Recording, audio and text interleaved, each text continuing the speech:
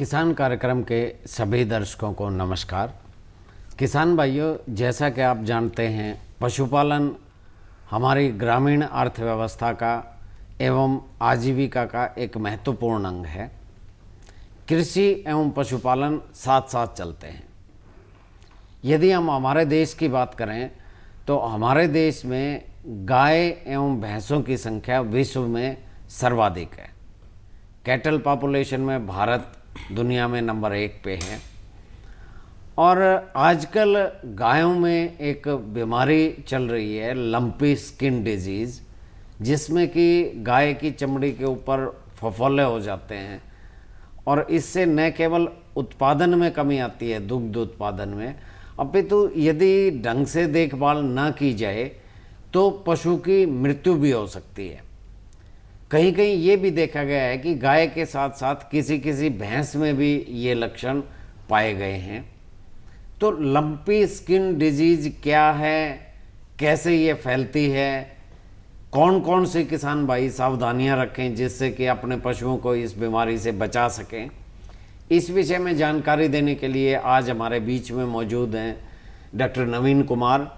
आप प्रधान वैज्ञानिक हैं राष्ट्रीय अश्व अनुसंधान केंद्र हिसार में, एवं इनके साथ हमारे साथ मौजूद हैं डॉक्टर तरुण कुमार। आप लुआस में पशु चिकित्सालय में वैज्ञानिक के पद पर कार्यरत हैं। डॉक्टर साहब, कार्यक्रम में आप सभी का स्वागत है। सबसे पहले तो डॉक्टर तरुण, मैं आपसे पूछना चाहूँगा कि लंपी स्किन डिजीज़ है क्या? किसान भाई ये पहचाने कैसे कि भाई उसके पशु को अब लंपी रोग के लक्षण दिखने लगे हैं? सबसे पहले तो किसान भाइयों को मेरा नमस्कार। जैसे कि डॉक्टर साहब ने बताया कि लंपी स्किन डिजीज़ एक बहुत घातक बीमारी बन सकती है अगर इसका समय पे इलाज या समय पे इसकी बचाव ना किया जाए। लंपी स्किन डिजीज़ फार्मर तब उसको देख पाएगा अपने पशु में जब उसमें बुखार के लक्षण, हाई ग्रेड फीवर जिसे कहते हैं, कि बहुत तेज़ बुखार आएगा, उसके बाद नाक से पानी आना, बैठ जाना पशु का, और लेटर ऑन चमड़ी के ऊपर फफूंदे से व फफोले से बन जाना।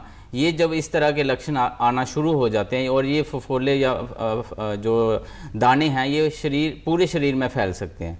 जब इस तरह के लक्षण किसान भाई अपने पशुओं में, खासकर गाय में देखते हैं, तो उनको सावधानी के तौर पे पशु चिकित्सक के पास जाना चाहिए और उसका प्रॉपर इलाज करवाना चाहिए।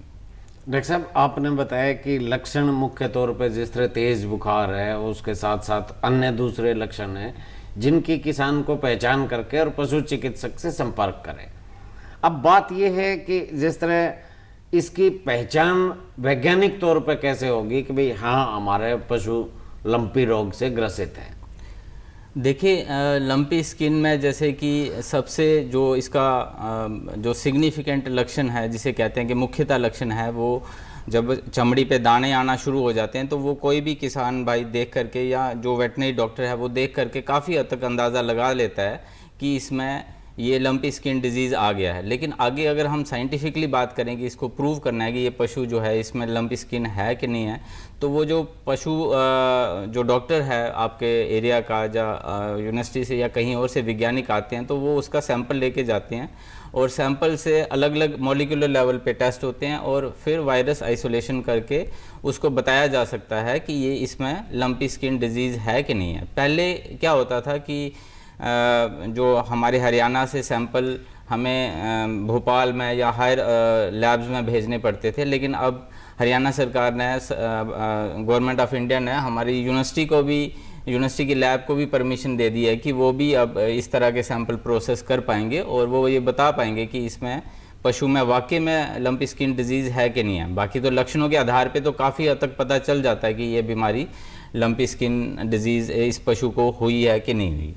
डॉक्टर साहब, आपने बताया कि भाई इसकी पहचान के लिए वायरस जो है उसकी आइडेंटिफिकेशन ज़रूरी है, और सौभाग्य से हमारे बीच में इसके वायरस पे काम करने वाले डॉक्टर नवीन कुमार बैठे हैं। भारत ने अब जो इनका केंद्र है राष्ट्रीय अश्व अनुसंधान केंद्र, इन्होंने एक वैक्सीन भी तैयार कर ली है जिसका ट्रायल चल रहा है, और एक्सपेरिमेंटल तौर पर ये विभिन्न सरकारों को या किसानों को दे भी रहे हैं वो वैक्सीन, और अब जल्दी ही ये पूरे देश में भी उपलब्ध हो जाएगी। तो इनसे डॉक्टर साहब ये बताइए कि लंपी स्किन डिजीज, जिस तरह अब उत्तर भारत में बहुत ज्यादा प्रकोप है इसका, लेकिन ये भारत में कब आई और आपने वैक्सीन की शुरुआत कब से की? तो ये भारत में पहली बार इस बीमारी को देखा गया था उड़ीसा में, और उसके बाद प्रारंभ के लगभग 1-1.5 साल तक ये बीमारी प्रमुख रूप से जो पूर्वोत्तर राज्य हैं, उड़ीसा है, बंगाल है, झारखंड है, छत्तीसगढ़ है, इनमें देखी गई। फिर या कुछ कहें कि कोविड के कारण, क्योंकि उसके तुरंत बाद कोविड भी लग गया था, तो इस बीमारी इधर नहीं देखी गई। अपने इधर जो मध्य भारत में या पश्चिमी भारत में ये पिछले साल से कुछ कुछ केस आने लगे थे, और अभी जो वर्तमान लहर है ये अब लगभग मई जून में शुरू हुई है गुजरात और राजस्थान से। तो अभी तक जो है, हालांकि सही आकलन कर पाना तो मुश्किल है, पर ये एक अनुमान के अनुसार लगभग 35,000 जो है गायों की मौत हो चुकी है, लगभग 1 लाख के आसपास इन्फेक्ट हो चुकी हैं, और अब हमारी लगभग 19 करोड़ की आबादी है, वो पूरी तरह से इसकी चपेट में आ सकती है। हमने जब ये बीमारी 2019 में जब उड़ीसा में आई थी, तो ये तो मई जून के महीने में या जुलाई के महीने में वहाँ से जो है हमारे भोपाल में केंद्र है, उन्होंने इसकी पहचान करी। हमने दिसंबर 2019 में जो एनआरसी की टीम थी जिसमें मैं भी था, तो हमने रांची में आउटब्रेक हुआ था, वहाँ गए, वहाँ से सैंपल कलेक्ट किया और इस वायरस को आइसोलेट किया पहली बार अपनी कंट्री में। और उसी समय से जो है हमने सोच लिया था कि भी ये बीमारी ये रूप लेगी, तो हमने अनुमान लगा लिया था। और हम जो कोविड का जब लॉकडाउन का काल चल रहा था, तब से ही इस वायरस को एटेन्यूएट करने में, मतलब इसको वीक करने की प्रक्रिया में लग गए थे, जो वैक्सीन बनाने के काम में आता है वीक वायरस। तो इसको हमने 2019 से ही लगे हुए थे, और इसके जो कुछ प्रारंभिक परीक्षण हैं जो चूहे में, खरगोश में हमने किए यहाँ एनआरसी में। उसके बाद फिर इसके कुछ जो बछड़ा है उसमें जो एक्सपेरिमेंटल ट्रायल जिसको बोलते हैं, वो इंडियन वेटनरी रिसर्च इंस्टीट्यूट है मुक्तेश्वर, वहाँ के वैज्ञानिकों के साथ मिलके वहाँ पे परीक्षण किए। तो इस जो वैक्सीन है इसको पूरी 100% इफेक्टिव पाया गया। उसके जो परिणाम आए, उनकी जो विषय विशेषज्ञ हैं उन सबसे चर्चा हुई, और ये निष्कर्ष निकाला कि भी अब इसको फील्ड में भी ट्राई किया जाए। तो फील्ड में हमारे ट्रायल शुरू हो गए थे जून के लास्ट वीक में, जुलाई में। तो अभी तक हम ये जो वैक्सीन है करीब 15,000 जानवरों में लग चुकी है। उसमें से प्रमुखतया जो है, सबसे पहला जो एक गौशाला में लगी थी बांसवाड़ा में, उसके बाद में उदयपुर में जो राजस्थान कृषि जो पशु चिकित्सा विश्वविद्यालय उसका फार्म है एक बुफेलो का, वहाँ लगी, और बहुत सारे प्राइवेट डेयरी फार्म में ये वैक्सीन लगी है। अपने यहाँ भी जो है हांसी में गौशाला है, वहाँ पे ये वैक्सीन लगी है। राजस्थान में जोधपुर में, अलवर में, नागौर में, तो ऐसे करके कुल मिला के अभी तक 36 गौशाला हैं, फार्म वहाँ पे लगी है। जहाँ वैक्सीन लगी है वहाँ तक अभी तक जानवर पूर्ण रूप से सुरक्षित हैं। अभी भी जो ऑर्गेनाइज सेक्टर है, जो संगठित क्षेत्र है, जो किसान जो डेयरी करता है उसको, या जो फार्म है उनको हम वैक्सीन दे रहे हैं as a experimental vaccine undertaking लेके। वैक्सीन को विमोचन किया गया था माननीय कृषि मंत्री केंद्र सरकार द्वारा 10 अगस्त को। अब वैक्सीन को व्यावसायिक उत्पादन करने के लिए जो है हमने एक एक्सप्रेशन ऑफ इंटरेस्ट इनवाइट कर दिए हैं, तो उसमें कुछ कंपनियों ने अपना इंटरेस्ट भी दिखाया है। तो इस प्रक्रिया में सरकार भी चाहती है, अभी कुछ दिन पहले, 2 दिन पहले फिर हमारी केंद्रीय कृषि मंत्री से बैठक हुई थी, उसमें पशुपालन मंत्री भी थे रूपाला जी। तो वो चाहते हैं कि जल्दी से जल्दी, जैसे कोविड की वैक्सीन बाजार में आई थी, ये भी बाजार में आ जाए। तो अभी हमारे पास करीब 7 लाख के आसपास डोज हैं, तो लेकिन हमारी इतनी कैपेसिटी नहीं है क्योंकि हम एक रिसर्च इंस्टीट्यूट हैं कि हम करोड़ों की संख्या में बना सकें। तो ये व्यावसायिक उत्पादन की प्रक्रिया जो है टेक्नोलॉजी ट्रांसफ़र की शुरू कर दी गई है, और कुछ एक महीनों में ये जो है टेक्नोलॉजी ट्रांसफ़र कर दी जाएगी इंडस्ट्री को। और जो एक प्रभावशाली वैक्सीन है ये, क्योंकि अभी जो वर्तमान में जो गोटपॉक्स की वैक्सीन जो लग रही है, वो वैक्सीन जो इसके जैसा सा ही वायरस है जो बकरी में बीमारी पैदा करता है, वो प्रभावशाली है, लेकिन इतनी प्रभावशाली नहीं है जितने कि ये जो होमोलोगस वैक्सीन होती है जो राष्ट्रीय अनुसंधान केंद्र ने और इंडियन वेटनरी रिसर्च इंस्टीट्यूट ने मिलकर बनाई है। तो एक बहुत प्रभावशाली 100% सुरक्षा देने वाली वैक्सीन किसान भाइयों को जल्द ही उपलब्ध होने वाली है। डॉक्टर साहब, आपने बताया कि अभी जो टीकाकरण चल रहा है, जिस तरह पशुपालन विभाग है या अलग अलग राज्यों में है, तो वो गोट पॉक्स से चल रहा है अभी तो, क्योंकि आपकी वैक्सीन अभी प्रायोगिक स्तर पे कहेंगे, एक्सपेरिमेंटल स्टेज पे है। बिल्कुल। तो किसान भाई ये उम्मीद कब कर सकते हैं कि भाई इतने महीने बाद ये मार्केट में उपलब्ध हो जाएगी? देखो, जो वैक्सीन डेवलपमेंट का था वो हमने कर दी है, तो उसमें कुछ सरकारी प्रक्रियाएं रहनी है। एक बायोवेट कंपनी, उसने अपना इंटरेस्ट भी दिखाया है, तो अभी एक्सप्रेशन ऑफ इंटरेस्ट 28 तारीख को इनवाइट किए हैं। उसकी 2 वीक का प्रक्रिया होती है। तो जितनी कंपनियां हमने खुला रखा है, क्योंकि एक कंपनी को हम नहीं देना चाहते, सभी मल्टीपल कंपनी को टेक्नोलॉजी देना चाहते हैं कि जल्दी अधिक से अधिक मात्रा में बने और कम कीमत पे वैक्सीन बेची जाए। तो वो इस प्रक्रिया में कम से कम मुझे लगता है कि फिर वैक्सीन को टेक्नोलॉजी ट्रांसफर करने के बाद में वो कंपनी कुछ डोज बनाती है, फिर उसकी टेस्टिंग होती है, तो कम से कम 3-4 महीने का समय लगेगा। तब तक के लिए अभी इसकी जो इमरजेंसी यूज के लिए भी हमने एक एप्लीकेशन डाली है पशुपालन मंत्रालय से। तो अगर उसकी इमरजेंसी यूज की अप्रूवल मिल जाती है, तो अभी हम संगठित क्षेत्र में दे रहे हैं, तो सामान्य पशुपालक को भी हम अपने जो है स्तर पर दे पाएंगे। उसके लिए हम भी कोशिश करेंगे कि हमारा उत्पादन जो है, अभी करीब हम कैपेसिटी 5 लाख एक महीने में डोज प्रोड्यूस कर रहे हैं, तो हम अपनी कैपेसिटी बढ़ा सकते हैं, इसको 10 लाख तक ले जा सकते हैं। तो हमारा उद्देश्य ये है कि अधिक से अधिक पशुपालकों की जान बच सके। तो किसान भाइयों, डॉक्टर साहब ने बताया कि जो भारत सरकार का राष्ट्रीय अश्व अनुसंधान केंद्र है, उसके पास जो LSD वायरस है, ये जो बीमारी काज करता है, इसकी वैक्सीन ये खोज कर चुके हैं, एक्सपेरिमेंटल स्टेज पे विभिन्न गौशालाओं में लगाई भी जा चुकी है, जो कि इफेक्टिव है। लेकिन जब तक इनकी वैक्सीन मार्केट में नहीं आती, तो आप अपने पशुओं का वैक्सीनेशन जरूर करवाएं, जो कि राज्य सरकार द्वारा किया जा रहा है। डॉक्टर तरुण, आप ये बताइए कि इस बीमारी से बचाव के लिए वैक्सीनेशन ड्राइव जो चलाया जा रहा है पूरे राज्य में और पूरे देश में चल रहा है, तो इसमें कौन सी वैक्सीन का इस्तेमाल करते हैं और उससे कितने प्रतिशत तक बचाव संभव है? देखो, इसमें आज की डेट में जो वैक्सीनेशन चल रही है, वो जैसे डॉक्टर साहब ने बताया कि गोट वैक्सीन, गोट पॉक्स वैक्सीन है जो बकरियों में लगाई जाती थी, वो आज की डेट में हम लोग लगा रहे हैं, रिकमेंड कर रहे हैं लगाने की, ताकि बचाया जा सके पशु को। और डॉक्टर साहब ने जैसे बताया कि ये काफ़ी हद तक ये पशुओं को बचाएगी। और आपने भी जैसे किसानों को ये कहा कि ये वैक्सीन लगानी चाहिए, तो हमारा भी ये अनुरोध रहेगा कि जब तक कि फुल्ली जो प्रोटेक्टिव वैक्सीन नहीं आती, तब तक ये वैक्सीन ज़रूर लगवाएं, ताकि काफ़ी हद तक आपके पशु में अगर बीमारी आती भी है तो सीवियरिटी कम होएगी। ये भी हो सकता है कि बीमारी ना आए, काफ़ी चांसेस हैं, और आती है तो उसकी सीवियरिटी कम होएगी। मतलब उसमें उस बीमारी के कारण जो लक्षण आते हैं बीमारी में, उस बीमारी में, या फिर उससे कितना हानिकारक वो इफ़ेक्ट पड़ता है उस पशु पे, वो कम रहेगा। तो वैक्सीनेशन तो ऑब्वियसली जो लगा रहे हैं गोट पॉक्स वैक्सीन, वो लगाएं। और हम उम्मीद करते हैं कि बहुत जल्दी वैक्सीन जो है, ये वाली होमोलोगस वैक्सीन, जैसे डॉक्टर साहब ने बताया कि बहुत जल्दी मार्केट में आ जाएगी, और एक फुल प्रोटेक्टिव एफिकेसी की वैक्सीन किसान भाई अपने पशुओं को लगा पाएंगे। दूसरा जो बचाव के जो जैसे LSD बीमारी बेसिकली एक पशु से दूसरे पशु में जो फैलती है, उसके कई कारण हैं।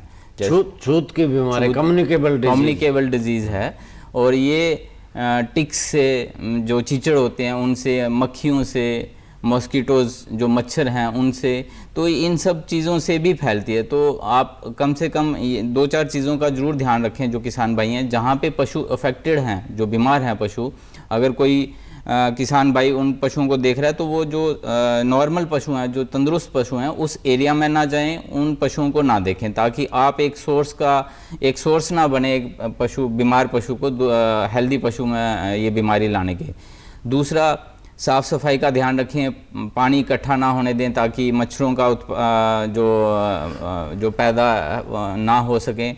मक्खियों से बचाव करें, जो बाइटिंग फ्लाइज हैं उनसे बचाव करें। मच्छरदानी वगैरह भी लगा सकते हैं अपने एरिया में। और ये कुछ सावधानियां हैं जो किसानों को बरतनी चाहिए ताकि जो आपके तंदुरुस्त पशु हैं वो कम से कम बचे रहें, और तंदुरुस्त पशुओं को बीमार पशुओं से दूर रखें और वो पशुपालक भी उनके पास ना जाए जो बीमार पशुओं की सेवा कर रहा है या उनको चारा डाल रहा है। तो ये सब चीज़ें ध्यान में रखेंगे तो हम काफ़ी हद तक इस कम्युनिकेबल डिजीज़ को एक पशु से दूसरे पशु में काफ़ी हद तक रोक लगा सकते हैं। बाकी वैक्सीनेशन तो लगानी ही है। किसान भाइयों, डॉक्टर साहब ने एक बहुत ही महत्वपूर्ण बात आपको बताई कि यदि आपका पशु इस बीमारी से संक्रमित है तो उसे अन्य पशुओं से अलग रखें, क्योंकि यह बीमारी एक पशु से दूसरे पशु में फैल सकती है और उसके लिए मच्छर मक्खी ये ज़्यादा जिम्मेवार हैं। तो एक तो जो किसान भाई बीमार पशु को हैंडल करता है वो स्वस्थ पशु का हैंडल ना करे, या स्वस्थ पशुओं के पास जाने से पहले अपनी अच्छी तरह से साफ सफाई करने के बाद ही जाए। और जो है कि भाई जो स्वस्थ पशु हैं उनको इस बीमारी से बचाव, बीमारी आए ही ना, इसके लिए टीकाकरण आवश्यक है। डॉक्टर नवीन, ये बताइए कि वैक्सीन पशुओं को बीमारी से कैसे बचाती है? जब कोई भी जैसे विषाणु है या जीवाणु है तो वो अपने शरीर में प्रविष्ट करता है, तो अपने शरीर क्या है उसको एक फॉरेन पार्टिकल रिकॉग्नाइज करता है, भी कुछ बाहर से अजीब आया है तो उसे रिएक्ट करती है। और उस रिएक्ट करने की प्रक्रिया में मतलब वायरस हो या बैक्टीरिया हो और अपने शरीर की लड़ाई झगड़ा होता है। तो बहुत से तो ऐसे जीवाणु विषाणु है शरीर उनको क्लियर कर देता है, बीमार होने नहीं देता। ऐसे हम चारों तरफ से पूरे जीवाणु विषाणुओं से घिरे होते हैं तो हमारा शरीर उनको क्लियर कर देता है। लेकिन कभी कभी क्या होता है, हमारा शरीर जो है उनको क्लियर नहीं कर पाता, हार जाता है उनसे, तो वो उनका प्रकोप हो जाता है। तो प्रकोप हो जाता है तो उसके बाद में क्या है, शरीर जो रिएक्ट करता है तो एक कुछ एंटीबॉडी बनती हैं। तो वो एक बार जब एंटीबॉडी बन जाती हैं तो वो शरीर में काफ़ी लंबे समय तक रहती हैं। कुछ कुछ बीमारियों में तो क्या है कि ये जीवन भर रहती हैं। जैसे पॉक्स के, किसी को एक बार पॉक्स का टीका लग जाता था तो पूरी जीवन भर उसको दोबारा पॉक्स नहीं होती थी। कुछ ऐसी बीमारी हैं कि जो उसकी मेमोरी है, एक बार टीका लगाते हैं तो एंटीबॉडी वो कुछ समय के लिए रहती हैं, 6 महीने के लिए, साल भर के लिए, सामान्यतः साल भर के लिए रहती हैं। तो टीका लगाने के बाद में एंटीबॉडी बनती हैं और कुछ सेल्स होती हैं। तो वो जो है शरीर जब दोबारा से कोई वैसा ही प्रविष्ट करता है जो घातक वायरस, तो उसको पहचान लेती हैं, उसको न्यूट्रलाइज कर देती हैं और हमें सुरक्षा प्रदान करती हैं। तो किसान भाइयों, डॉक्टर साहब ने बताया कि बीमारी से बचाव के लिए टीकाकरण अत्यंत आवश्यक है, क्योंकि इससे पशु के शरीर में जो उसकी प्रतिरोधी अक्षमता है वो उस वायरस के प्रति पहले ही तेज हो जाती है, जिससे कि वो बीमार नहीं पड़ता। डॉक्टर तरुण, ये बताइए कि भाई जिस तरह वैक्सीनेशन करवा लिया ये तो बचाव के उपाय हैं, लेकिन यदि कोई पशु संक्रमित है उसका इलाज कैसे करेंगे और उसके इलाज के दौरान किन किन बातों का ध्यान रखें? देखिए, ये एक वायरल बीमारी या वायरस से होती है, हम सबको पता है। तो वायरल का एज सच आप हम कहें कि ट्रीटमेंट है वो नहीं है, कोई स्पेसिफिक ट्रीटमेंट नहीं है। जो पशु ग्रस्त हो जाएंगे उसमें हम उसको सेकेंडरी जितनी भी इन्फेक्शंस हो सकती हैं, बैक्टीरियल इन्फेक्शंस हो सकती हैं, शरीर की क्षमता डाउन चली जाती है, उन चीज़ों का हम इलाज कर सकते हैं। तो अगर कोई पशु ग्रस्त हो जाता है इस बीमारी से, सबसे पहले तो वो पशु चिकित्सक जो आपके आसपास का जो पशु चिकित्सक है उसके पास जाएं पशु को लेके, और वो कुछ इसमें दवाइयाँ देगा जिससे कि जो शरीर में फोड़े हो गए हैं उसके कारण कोई सेकेंडरी बैक्टीरियल इन्फेक्शन ना हो जाए, तो उसकी कुछ एंटीबायोटिक्स वगैरह लगाएगा, कुछ उसको अगर बुखार है तो बुखार उतारने के टीके लगाएगा। तो ये सारे इलाज की जो प्रक्रिया है ये डॉक्टर्स को पता है, ये डिफाइंड है। तो वो इंजेक्शंस, सबसे इम्पॉर्टेंट चीज़ किसान को ये ध्यान में रखनी है कि अगर ग्रस्त हो गया तो उसको घर पे यूँ ना कि भाई अपने आप ठीक हो जाएगा।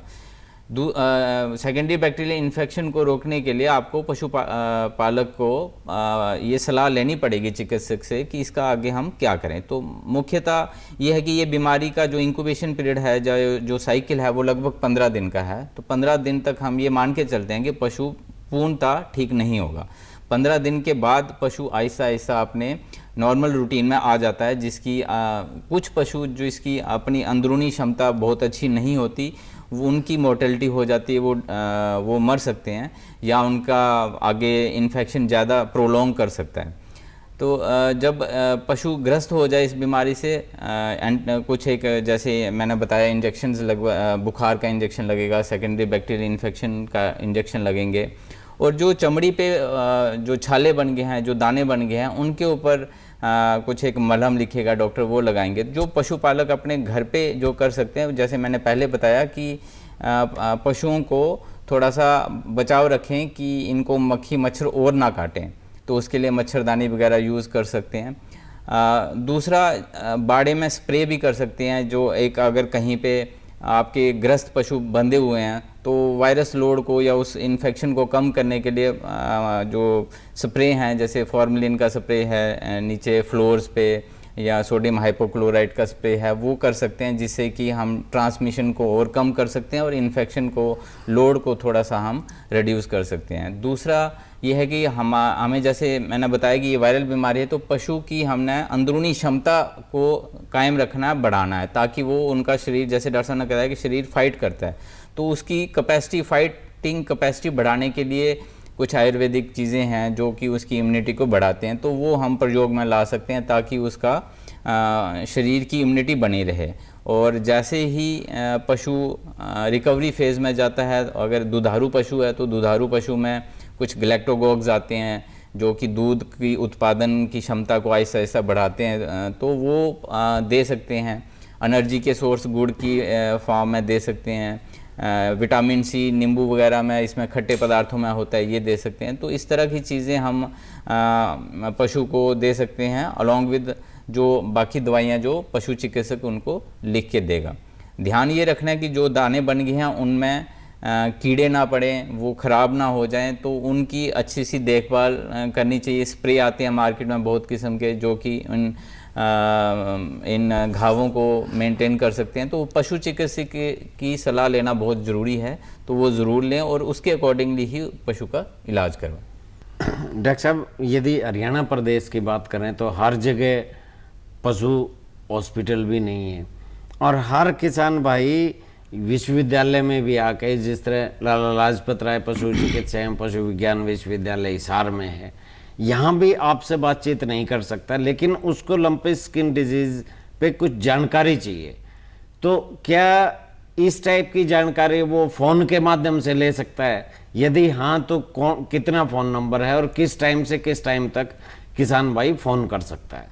देखिए, अभी यूनिवर्सिटी की तरफ से कुछ हेल्पलाइन नंबर लागू किए गए थे, जिसमें किसान भाई फ़ोन करके मुख्यतः अपनी जो पशुओं को जो वैसे बीमारी होती है उसके बारे में भी जानकारी ले सकते हैं। और रिसेंटली कुछ एक दिन पहले ही lumpy skin, specially lumpy skin disease के लिए हेल्पलाइन लागू की गई है, शुरू की गई है, जिस पे किसान भाई फ़ोन करके लंपी स्किन डिजीज़ के बारे में जानकारी, उससे बचाव, उसका इलाज के बारे में, या नियर बाई जो एरिया है वहाँ पे किससे जा कर के मिलें ताकि उसका अच्छे से ट्रीटमेंट हो सके। तो हेल्पलाइन नंबर जो लंपी स्किन का है, वो यूनिवर्सिटी ने जो बताया वो न्यूज़पेपर में भी आया है, आज काफ़ी न्यूज़पेपर में उसने कवरेज दिया। बाकी मैं बता भी देता हूँ, जो लंपी स्किन डिजीज़ की यूनिवर्सिटी की हेल्पलाइन है वो 9485737001। मैं दोबारा रिपीट कर देता हूँ,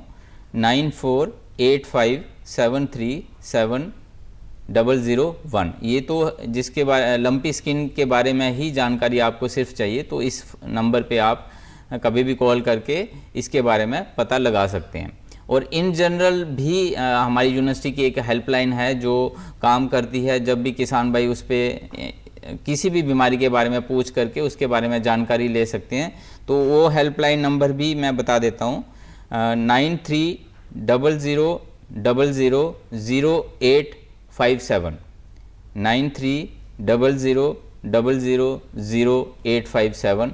इस नंबर पे कॉल करके वो बाकी बीमारियों के बारे में भी जानकारी ले सकते हैं। तो लंपी स्किन डिजीज़ के लिए स्पेशली हेल्पलाइन यूनिवर्सिटी ने अभी ओपन की है, तो किसान भाई कभी भी उस पर कॉल करके इसके बारे में जानकारी ले सकते हैं।